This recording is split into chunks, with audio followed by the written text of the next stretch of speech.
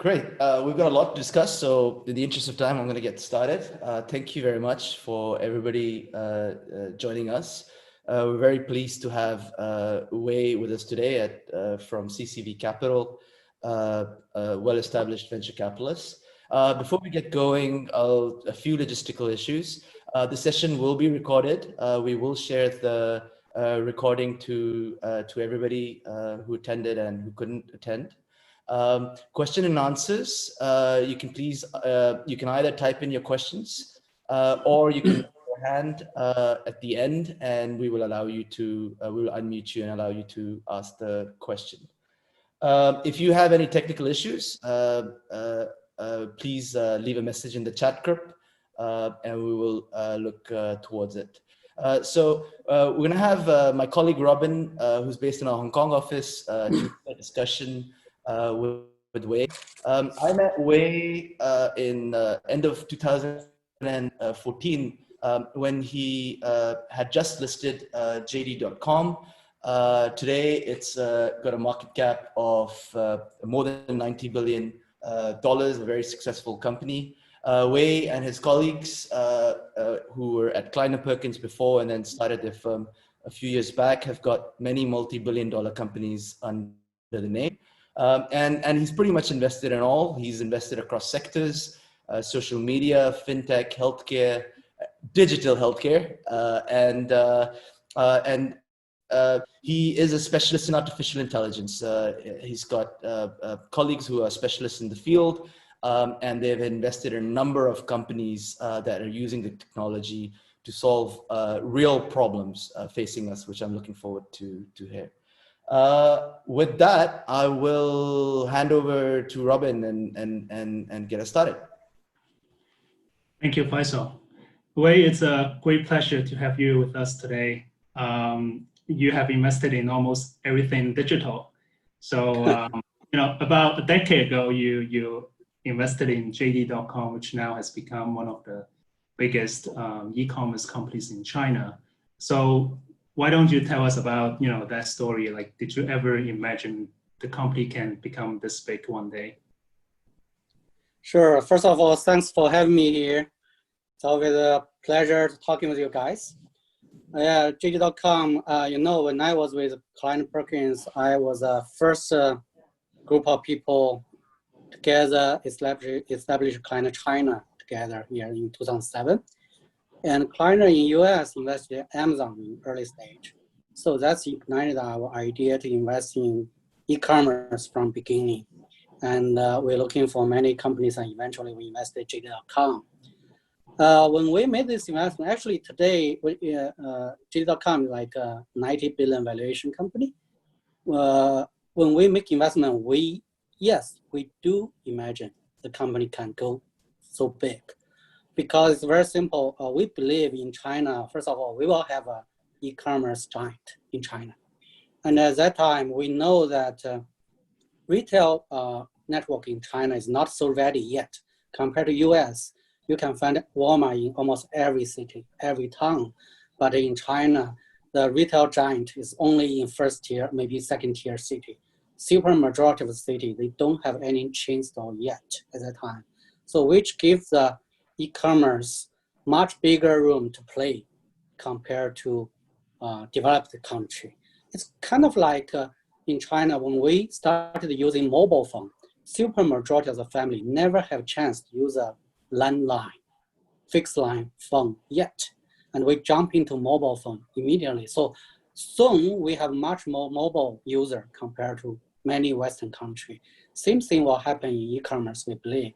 So again, now we have Alibaba, we have JD.com so successfully, and we have more.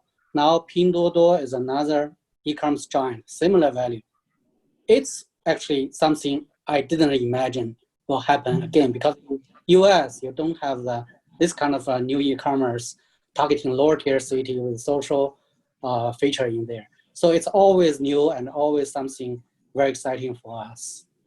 Right, because China is a big country with large populations in lower tier cities. So it's very diverse kind of set of consumers. So after JD, did you set the bar higher and always try to look for the next big idea in your hunt? Yeah, definitely. We have G.com, and also, actually, we are the first group of people investing in fintech in China. I invested Credit Ease in 2009 as the first investor. Until now, China still own over 20% of the company, right? Mm. And that's the first IPO from fintech area from China. And then I invested Rong360, another fintech company, and then later I invested JD Finance. And JD Finance now is also valued at about $30 billion and will IPO soon. We have on social side, we have Tantan. It's number 2 in China on social media. And we have a content platform like Himalaya. It's a voice content platform. It's a $4 billion valuation company and will IPO soon. We can imagine this company will have around 6 to 10 billion value in next few years, and many more. Yeah. So of course we have some 2B enterprise investment as well. The largest online security company called Venus Tech. Its highest valuation was like $60 billion in China. It's listed in China market. It's also our early stage investment as well. Now, our new fund, the CCV, we already have few company. We can see it will be $1 billion above. So it's Right. very exciting market. Congratulations on all these successful investments. So JD this year, they announced the addition of 20,000 new positions in the logistics segment. So, surely it is one of the beneficiaries of the pandemic. And many of your portfolio companies are, digital businesses. So, how have they been doing since the outbreak? And, can you share some observations with us? Yeah, sure. When the pandemic started, we've been very worried a lot. We think it will impact many of our portfolio company and formal investments, and also impact our business. It's really impact everything for sure. But I think Chinese company have some very strong flexibility to adapt change. So they make change very fast. So soon we saw most of our portfolios company and the former portfolio company, they adapted the situation. For example, like JD.com, they immediately applied the autonomous driving car to deliver food and deliver anything you order. And also we saw many other companies doing the same to have a non-contact delivery system in place. For those companies provide pure online service, it's actually from beginning, it's kind of like improve their performance soon. For example, Himalaya, our portfolio company, their user use 20 more minutes compared to last year. It's 160 minutes average user time compared to last year, 140 during the pandemic time, because people stay at home, they listen books, listen anything. And our digital healthcare company, from beginning, they started to try to contribute to help hospital and patient solve the problem. For example, one of our portfolio company called Shukun is a leading AI-supported image reading company for hospital. Their first 4 months deployment is like more than last year's whole deployment for their technology in hospital, including the hospital in Wuhan. You know the hospital been building within 10 days, right? That hospital using Shukun's AI-supported image reading for their CT scan and diagnosis. It's getting very fast, like 10 seconds every case. So this gives them a lot of, they started to contribute, then government and hospital realized their value and adopt faster. Because before, when hospital trying to adopt this kind of technology, they have hesitation. very slow. But during this pandemic, they realized the value of this kind of technology is adopted very fast. And also for fresh food delivery, we have another portfolio company do the social e-commerce for fresh food. It's also been one of the most worried portfolio I've been concerned because one of the major cities they operate is in Wuhan. And the whole city being locked down for a long time. And it turns out later, government rely on their service because everybody's at home and they need food. So their service is essential for government to deploy food to every family. And the government even assign bars to them for them to carry their food to every community. During the pandemic, they covered 25% of the whole city's community, living community, to cover their food supply.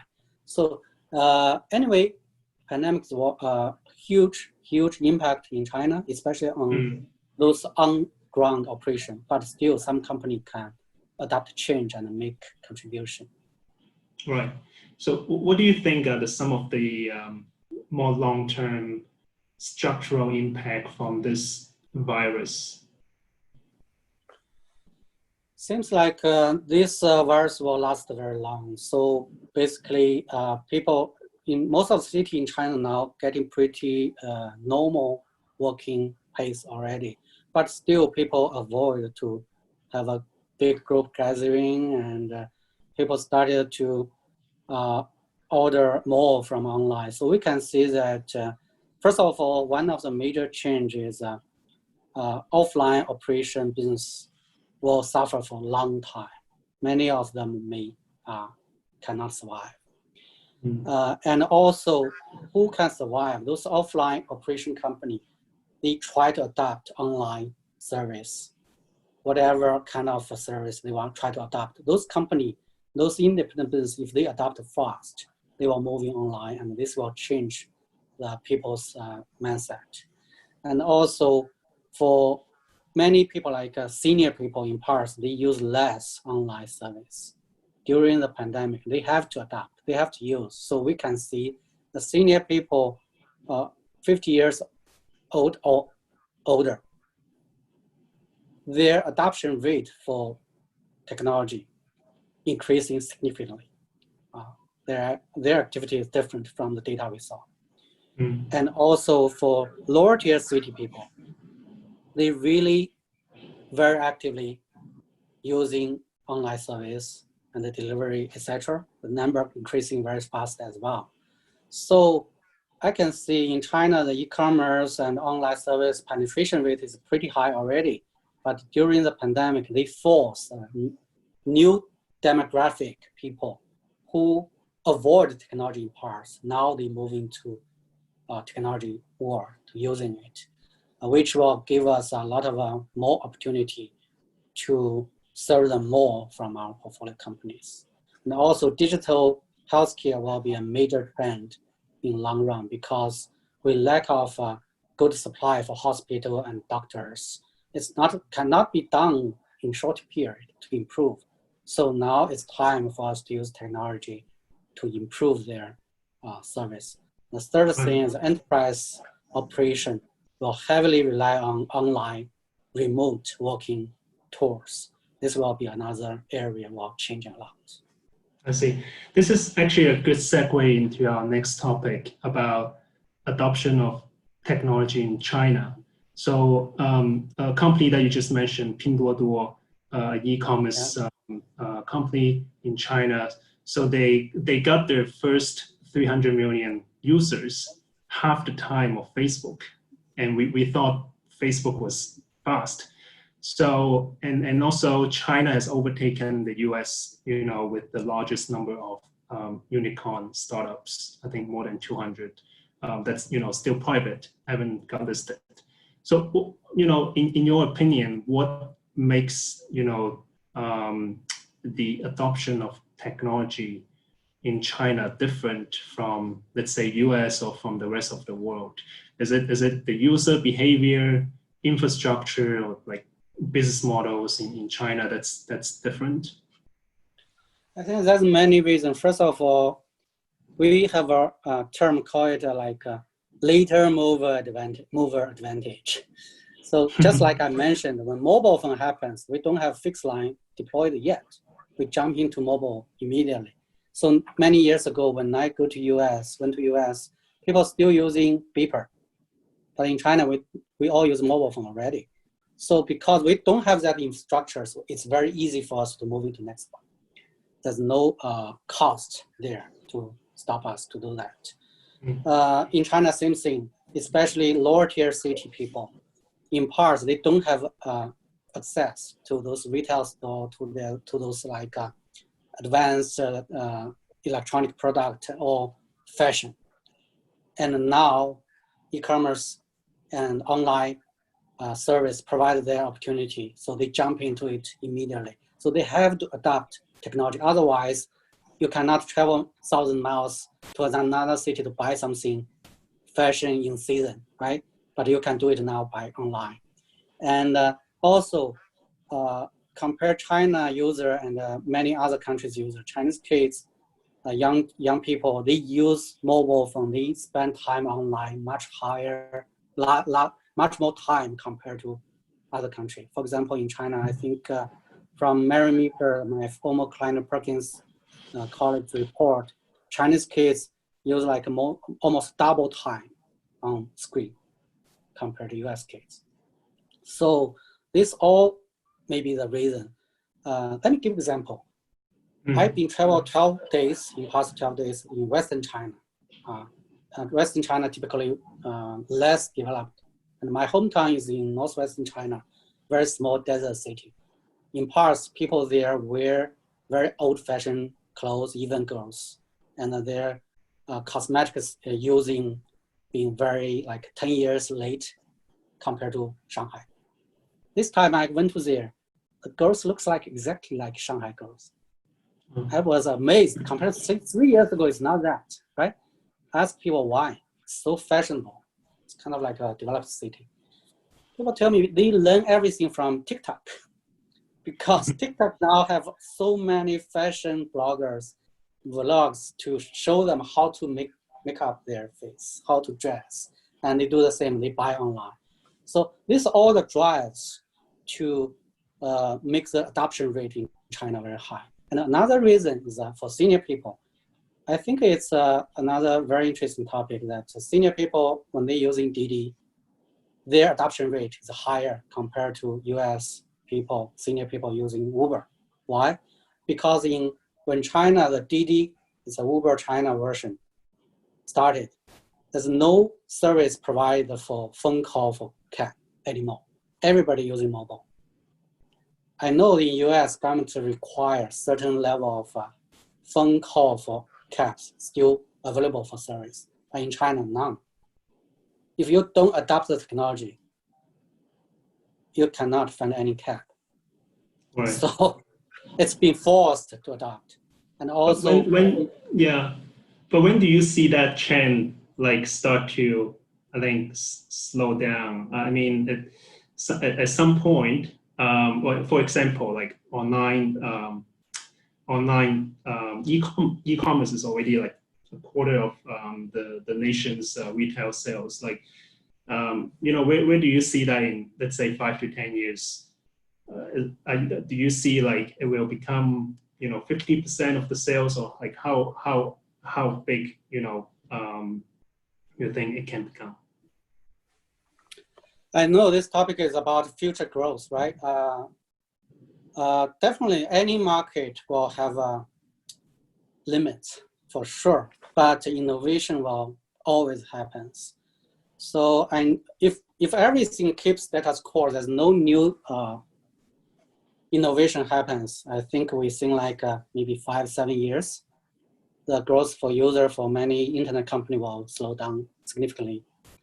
But the problem is when we finish investing in JD.com, there's JD.com and Alibaba in China, majority market. Almost every JD.com investors being well recognized the best e-commerce investor in China. But none of us have a chance to invest in Pinduoduo. It's very interesting, none of us. Why? Because at that time we think the game is over. e-commerce game is over. In US, game already over. There's no new giant emerging. But in China, Pinduoduo emerging at a speed and a pace people cannot imagine, right? So that's something new. It's always happening. So that's my opinion. It's always like growth will achieve limit. But if something new happens, it will start again. Our job is catching the new trend to make sure we can catch next generation internet giant. It will happen. And also compared to the user ARPU, which means average user paid for their service, it's much lower in China compared to US, but it's growing very fast. So even the user growth slow down, the company revenue and profitability will still growing for a long time because this part growth will have a very long way to go. Right. That's the exciting thing for Chinese investor, you know, like because things changes very quickly in China. I think probably more quickly than other economies. So, but do you think so? You know, comparing like your experience, you know, by comparing the Chinese, you know, tech companies and the global leaders, do you think someday China can, you know, can put up some global leaders in certain area? Actually, I think TikTok now is a hot topic, right? It's already global leader. Yeah. Global #1 for sure. But yeah, we saw news that it could be banned by US and India. That's something, political risk is a part that we cannot, as a venture capitalist, I'm not a specialist on that part, so I cannot make comments on that. Right. But you can see the innovation from China now already started to take leadership on certain area already. And the WeChat definitely is a very successful product. And they have this business model have a chance to expand to many other countries.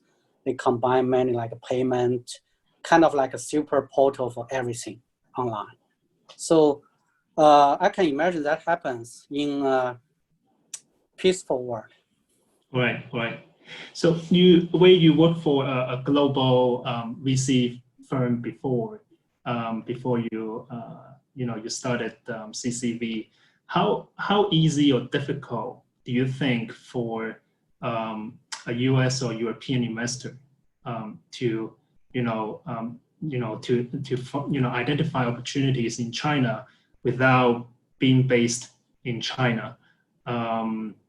So maybe, yeah, just from your experience. I'm using extreme word for this part. If you're talking about early stage investments, zero chance. It's been tried in past 20 years. Almost every US or other countries VC firm, when they started the China practice, they fly in to make investment. We call flying VC. None of them were successful.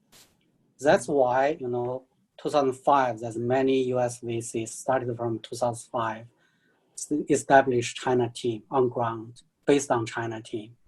And the people started the China team, they have different approach as well. Some of them give local team decision rights. Some of using global IC, global investment committee structure.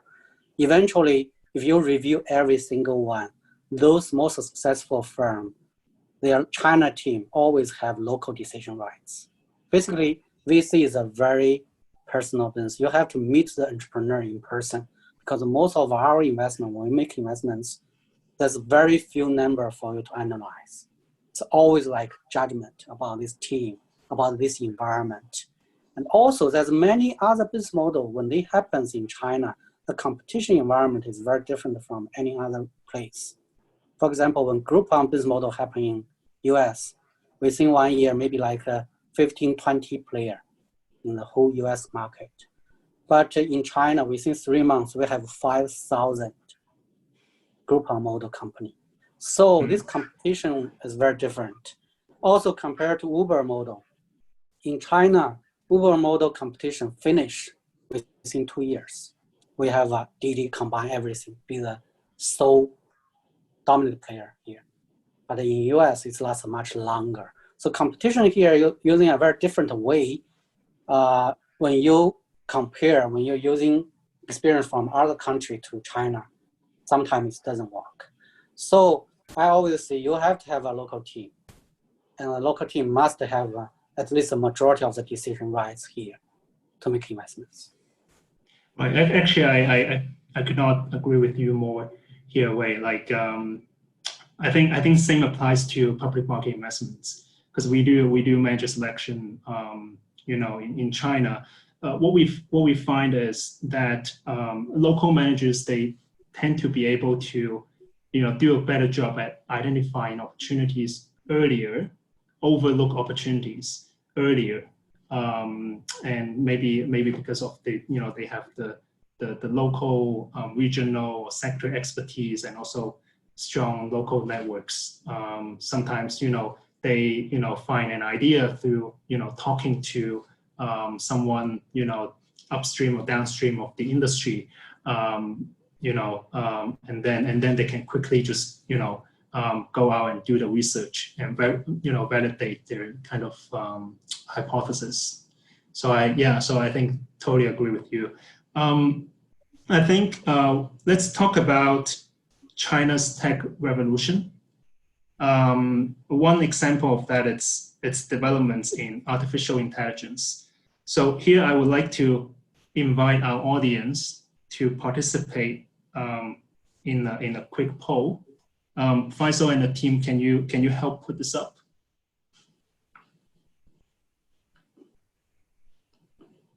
So the question is, do you think artificial intelligence will replace human teachers one day? So there are 3 options.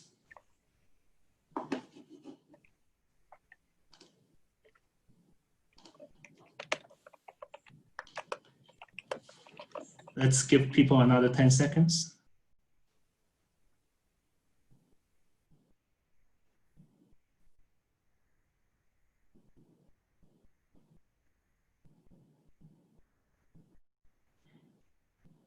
Okay, I think let's see what the result looks like.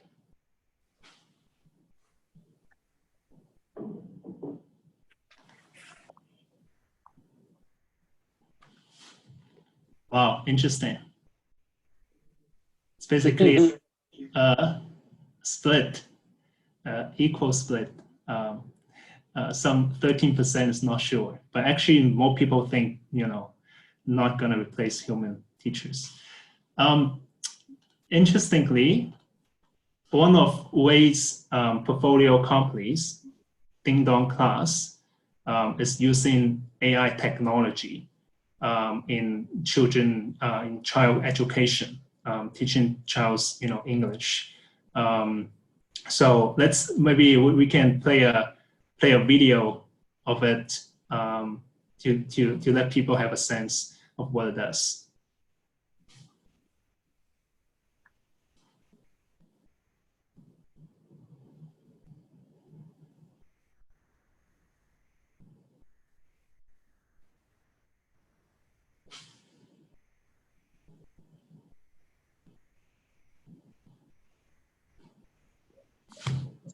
Okay. I think maybe the team is trying to figure out the logistics. Actually, I can do it here if needed. Let me try. I think Faisal is working on it. Yeah. Can you see it? All right, go ahead. Yeah, we can see it now. Hello, kitty. Did you hear the voice? Ding dong. Faisal is playing it. I Okay. like grapes. I like grapes. Jack, kitty, you're correct. I like grapes. Wow, you guys said that great. Now listen again. Which one is grapes? Jack, that's right. There's the grapes. Kitty, the grapes are this one. You see? These are grapes. Grapes. Grapes, grapes. Okay, don't forget pear. Pear. Bingo! Thank you. So wait, explain to us what that video is about. Like, so those two kids, they are actually having a live session, right? So the two kids are live learning, but the teacher is AI. So tell us about it. Yeah, actually, this is a very interesting topic. This is the investment difference in China and the US, and how we're using technology differently from US and China as well. The teacher you see in the screen, it's vividly like a real person, right? Actually, I agree with some of the audience that at least in 10 years, I don't think AI can replace real teacher. So if I talking with my former US colleagues talking about investing in AI teaching, people will in Silicon Valley are always thinking, let's try to make a 100% avatar teacher. But we need waiting another 10 plus years to solve the current problem. But in China, we always trying to leverage less mature technology to solve current problem. This is one of the example. What do we do? When the company started this technology application, they know AI is not ready. So what we do, we're using a hybrid approach. It's a kind of like, okay, we analyze every session for especially young kids, small kids English session. You saw the teacher's typical response to kids like tons of different scenarios. So the company analyzed all the session and trying to have like hundreds of scenarios in place and videotape every possible response from teacher. Then it's short clip one by one, right? Then the AI only responsible to analyze the kid's pronunciation and from the camera and from microphone to analyze the kid's pronunciation, kid's focus level, everything. And then based on their activity response to pick the correct response from teacher to the screen. When you do it with so many very subtle small pieces, one by one being videotaped, it can make the teacher's movement like very vivid, like a real person. So it's a fake AI, we can see. But the good thing is once we've done that, once we videotape everything, finish one class session, videotaping and product manufacture, we can use it unlimited time with unlimited students, same time. And we charge very low cost. There's another very famous Chinese company called VIPK. Doing product looks very like 100% same, but they use real US person as English teacher. So their cost structure is pretty high. But for us, once we done the production for one class, our cost is very, very low. During the pandemic, a company we invested in Dingdong class, they give free class to Wuhan and the Hubei province family free every day. And we don't have much cost increase from that. So this is the way that even the technology is like 60% mature, not ready yet. We can always find a way to commercialize it immediately. And based on the commercialization, we have much more and more real user data. And we can improve the product step by step. So we don't know when a real AI, pure AI teacher will be ready. We don't know. But before that, we still can use AI to support, to solve the lack of good teacher and the cost structure problem for education and for many industries. That's a very creative way, and I can see a lot of social value in it. Another example, I think you also briefly mentioned very earlier is Sukun company. So it's also using sort of AI in the digital healthcare space. Can you maybe also quickly just tell us about what the business model is?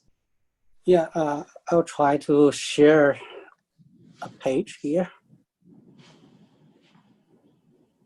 Shukun is another AI-supported image reading for diagnostics company in China. we use a similar idea of, okay, here. This page actually, if you can see, shows a difference how China leverage technology compared to the difference compared to US. We always using technology, not so mature, but immediately solve the current problem. So Shu Kun is here. Let me see. Oh, this is a hospital and school in China. People waiting in lines to get a number. Actually, it's difficult. So we know that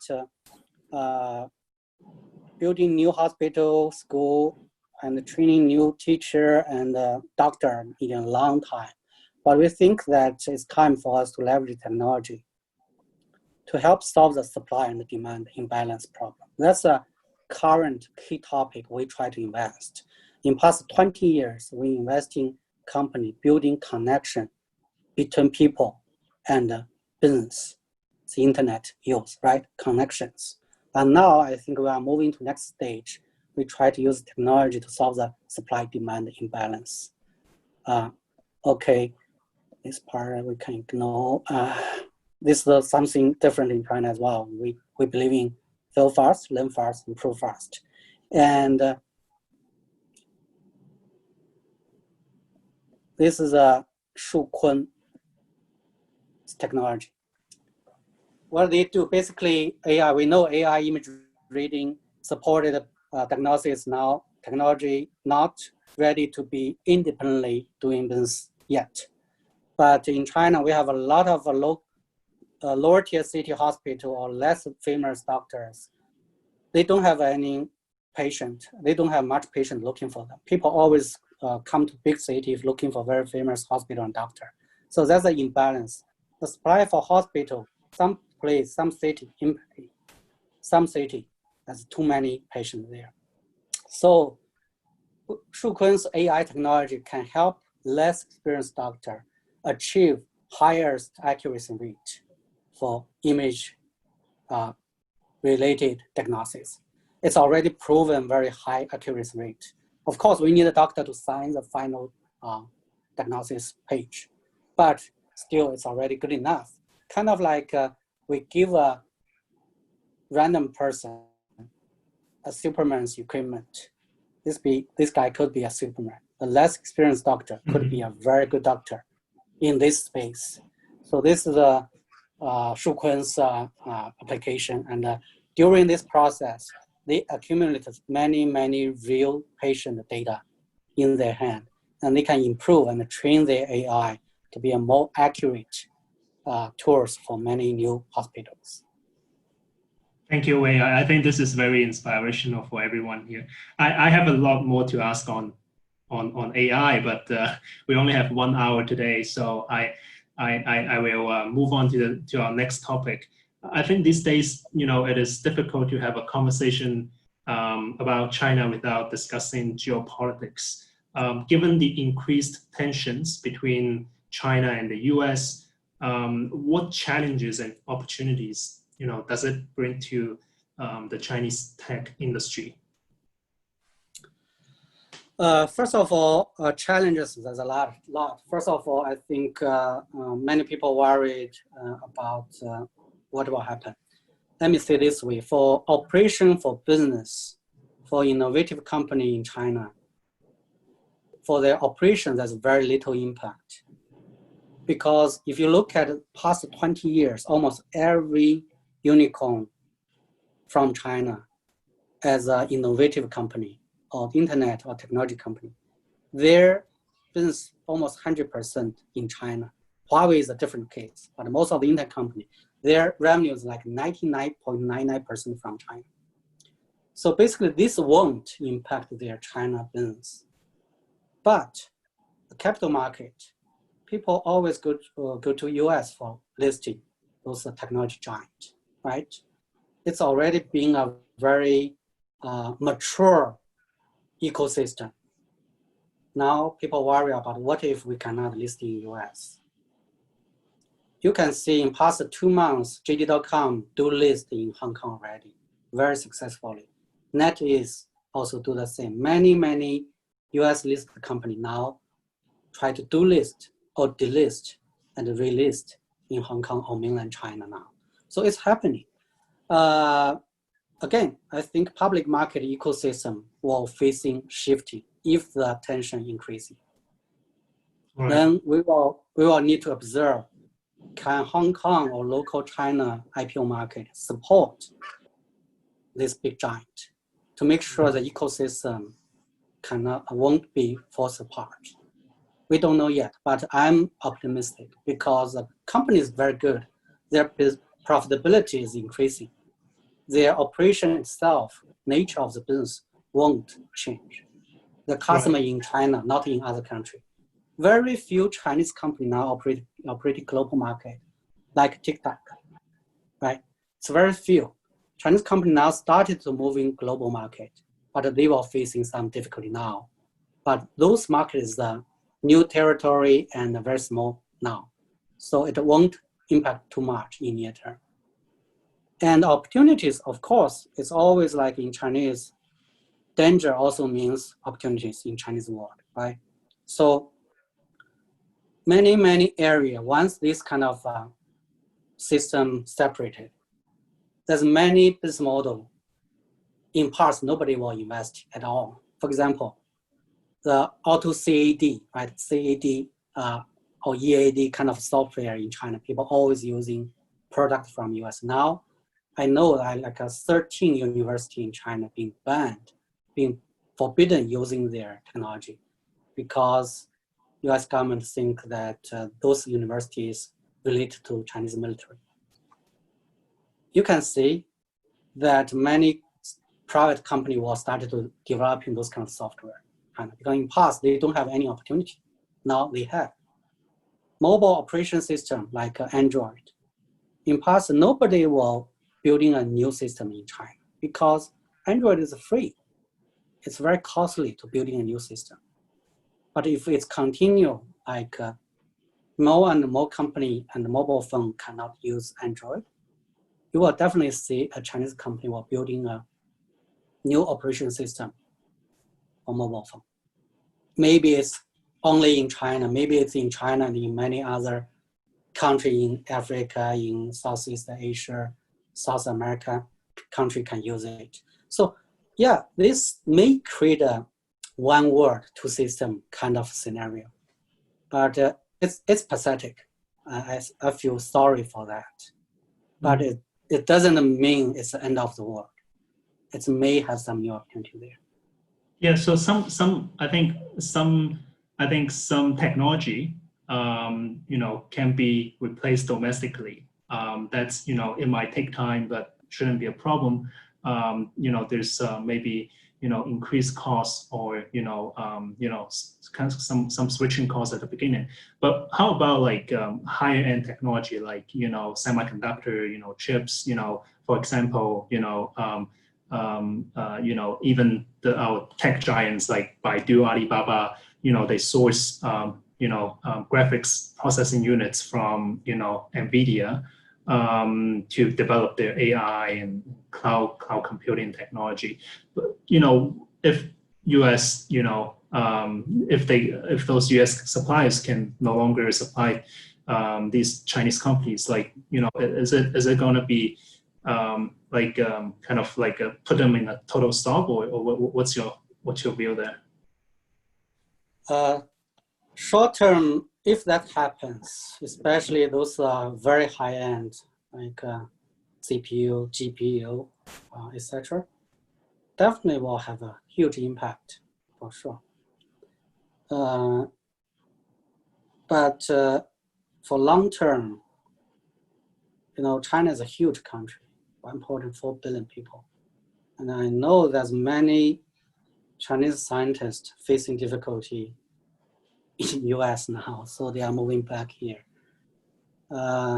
If that really happens, in long term, you will see more exciting company emerging here. I'm not sure if talking about this is appropriate, but China being forbidden by certain high-tech product, especially military-related technology, since 1996. And now the thing is there's many self-developed new tech emerging here. You saw that, right? So again, I don't want to see that happen because in short term, it will be painful. Definitely. Right. It will be very painful. Right. But for long term, it's a different story. We actually, with Kira actually has a similar in-house view on that. I would also like to point out that, 25% of Nvidia's sales, reported sales, came from China as, in the last fiscal year. And if we attribute that by end users, let's say Chinese users, that would even be a much bigger number. It could be 40% of Nvidia's sales. So I think they it's also a loss to the U.S. tech companies. They need those the profits from Chinese consumers to continue to innovate, to continue to spend that R&D dollar to make sure to maintain their global leadership. So I'm sure it's a lose-lose kind of scenario for both parties. Yeah. So, but anyway, our investments always in application level, consumer level, enterprise level. We don't touch those sensitive parts. Right. So we'll be fine. It's a sensible way to invest. Maybe just one last question from me before we open the floor for questions. It's about governance. So Luckin Coffee was a big public company blow up, but it could, as we all know, it could happen in any fundraising stage. It could be relevant to you as a VCP investor as well. So how worried are you about such frauds, and what do you do to minimize the risk there? Yeah, it's really bad business. Frankly speaking, Luckin's business in China is solid. Even the cook number, right? Significantly, like 75% of the revenue. But still, even you consider their business like 25% of their showed revenue within so short period from start to now, it's significant. It's already a great company already. I think its business operation is solid, but the management team really, I don't know what's wrong with them, why they do this like that. Actually, in parts, especially for innovative company in China, like JD.com, Tencent, Alibaba, you never see that. Super majority of the startup in China, especially on innovation area, very honest CEOs and management team. This is the first time I saw such kind of a cook number.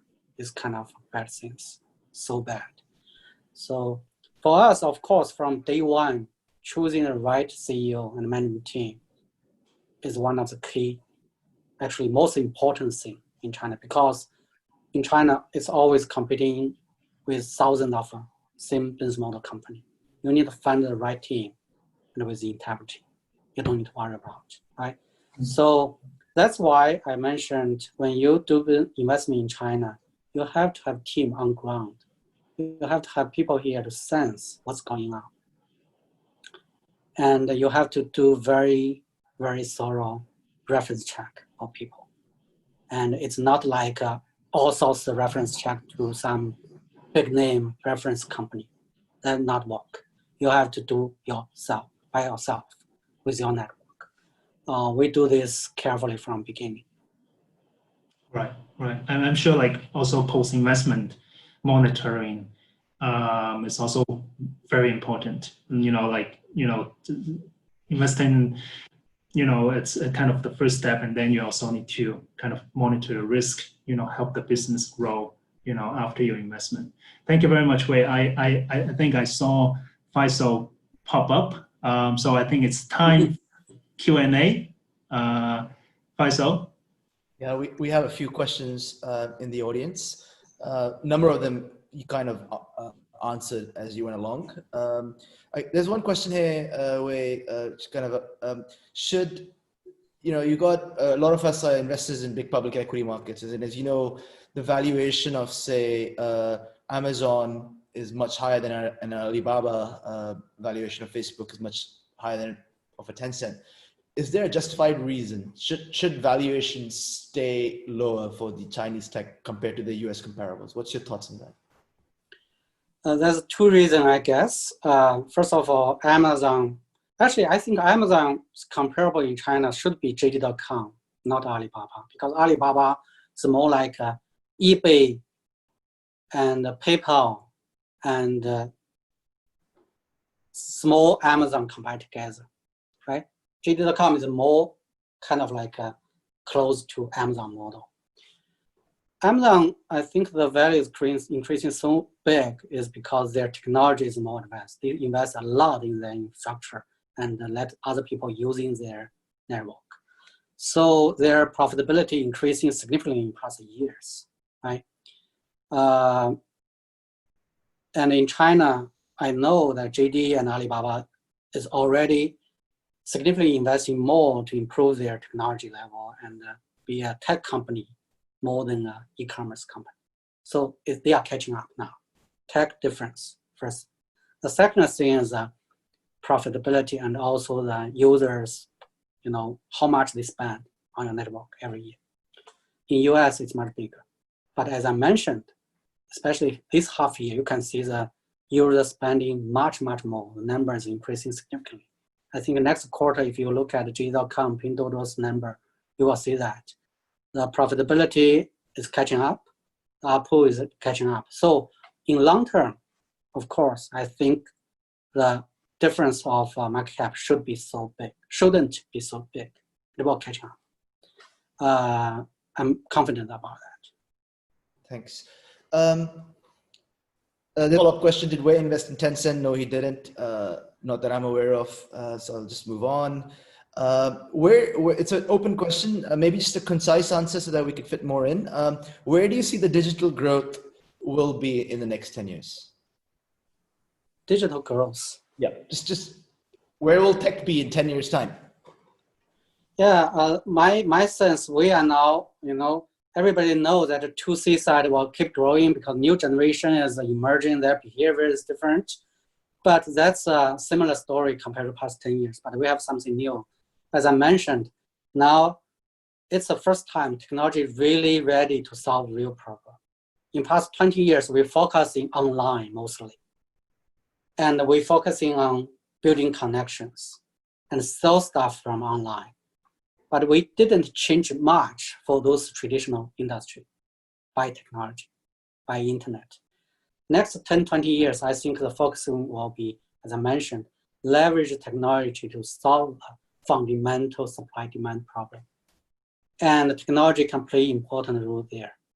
That's one of the things we really believe. That's why since early last year, we made multiple investment in digital healthcare area, including Shukun and other two. And today I met two digital healthcare company in this hotel lobby. Very exciting. So I know this will be something important. People always talking about we need to give more, we have to have more kids because China now getting aging, right? Aging problem. In next 10 years, people worry about we don't have enough people to support older people. I tell them it's wrong. Have more kids, not a solution. Solve the problem, we need technology. We need robotics to help. We need AI to help. So all these things, we need technology to solve the problem. You have more kids. What if they cannot find job? You are increasing the burden to everybody. So that's the first thing. The second thing should be, I think, many small independent businesses in China. Enterprise investment in China is very slow increasing. In US, Salesforce over 10 years out successfully. But in China, non-company do that kind of successful business in enterprise side. Almost every business model being copied to China. Why not that?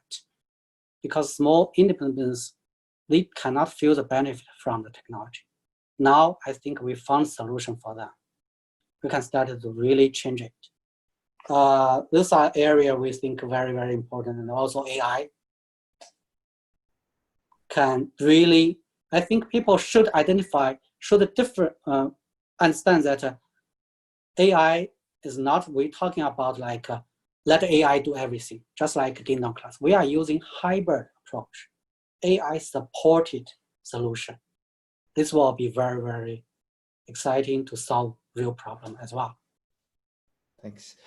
Just a yes, no answer. Is the government's made in China 2025 strategy still achievable? I don't know.